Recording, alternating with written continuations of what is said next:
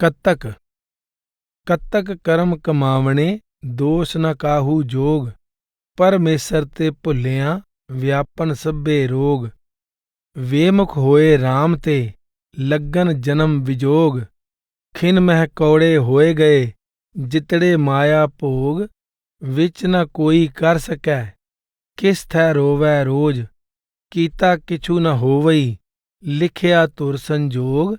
वड भागी मेरा प्रभ मिलै, तां उतरै सब वियोग।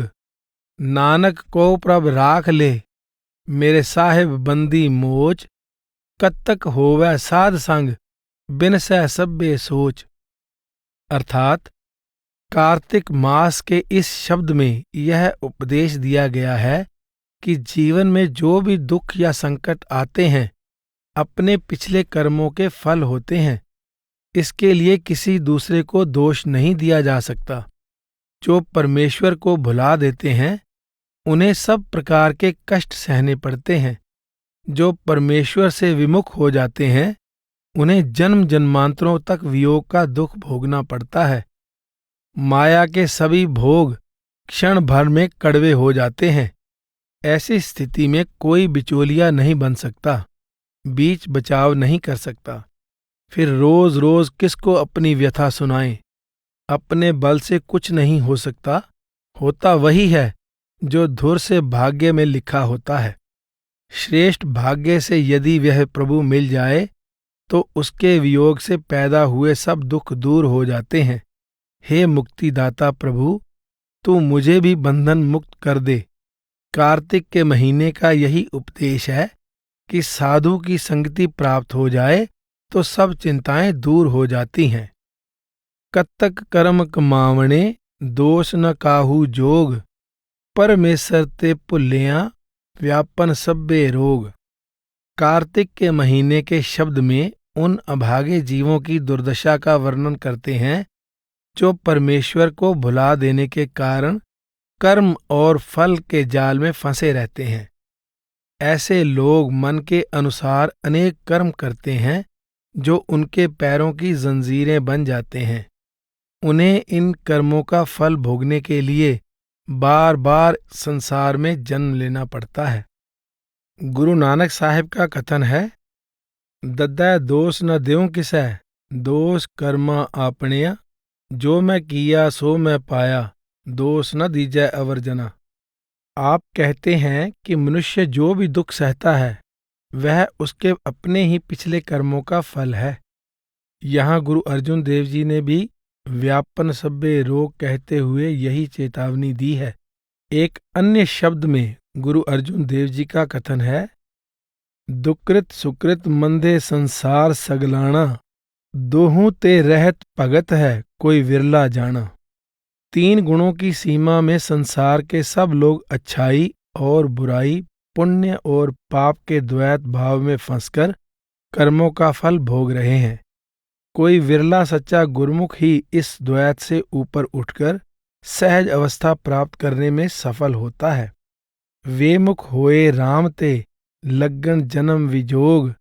खिन में कौड़े होए गए, जितड़े माया भोग।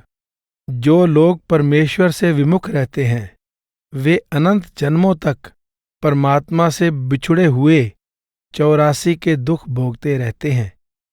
जिन मायामय भोगों को वे मीठा और स्वादिष्ट समझते हैं वे क्षण भर में कड़वे और दुखदायक हो जाते हैं। बाबा फरीद कहते हैं, देख फरीदा जे थिया, शक्कर होई विस। साईं बाजों आपने, वेदन कहिए किस। जो भोग जीव को सुखदायक प्रतीत होते हैं वे वास्तव में जहरीले और विनाशकारी हैं। आप प्रार्थना करते हैं कि मैं अपना दुख अपने प्रीतम के सिवा किससे कहूँ। गुरु अर्जुन देव जी ने सहस्कृति श्लोकों में विस्तार पूर्वक 5 विकारों काम, क्रोध, लोभ, मोह, अहंकार के विनाशकारी प्रभावों पर प्रकाश डाला है। महात्मा समझाते हैं कि मनुष्य यह समझता है कि वह भोगों को भोगता है, लेकिन वास्तविकता यह है कि भोग उसे भोगते हैं।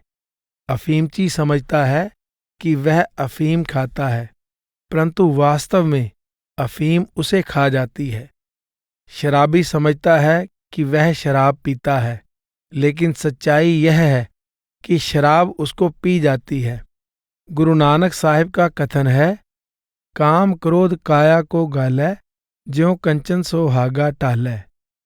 जिस प्रकार सुहागा सोने को ढाल देता है, उसी प्रकार काम क्रोध काया को गला देते हैं। ये काम क्रोध लोभ मोह अहंकार आदि सुखदायी होने के बजाय जीवात्मा के शारीरिक मानसिक तथा आत्मिक विनाश का कारण बन जाते हैं। विच न कोई कर सकै, किस थै रोवै रोज, कीता किछु न होवई, लिखया तुर संजोग। जब एक बार इंसान मन मर्जी के कर्म कर बैठता है तो उनका फल भोगने से नहीं बच सकता। धर्मराज के दरबार में कोई बीच बचाव करके उसे छुटकारा नहीं दिलवा सकता। अपने ही किए हुए कर्मों के अनुसार जो प्रारब्ध विधाता लिख देता है, उसको कोई नहीं टाल सकता। यदि कोई अपराधी जज से कहे कि मुझसे गलती से ये कर्म हो गया है, इसलिए मुझे माफ कर दो, तो जज कहता है कि हे भले मानस, अब तो किए हुए कर्म की सजा भोग ले, आगे के लिए सावधान रहना। धर्मराज के दरबार में ना सिफारिश चलती है ना रिश्वत। ओथै सच्चे ही सच निबड़ै, चुन वख कड्डे जजमालिया, थाओ न पायन कूड़ियार, मुंह कालै दोजक चालिया। परमात्मा रूपी सत्य को भुलाकर माया रूपी झूठ के साथ प्यार करने वालों के मुंह काले करके धर्मराज उन्हें नरकों में भेजने का फैसला सुना देता है। वड भागी मेरा प्रभ मिलै, तां उतरै सब वियोग, नानक को प्रभ राख ले, मेरे साहिब बंदी मोच। कत्तक होवै साध संग, बिनसै सब्बे सोच।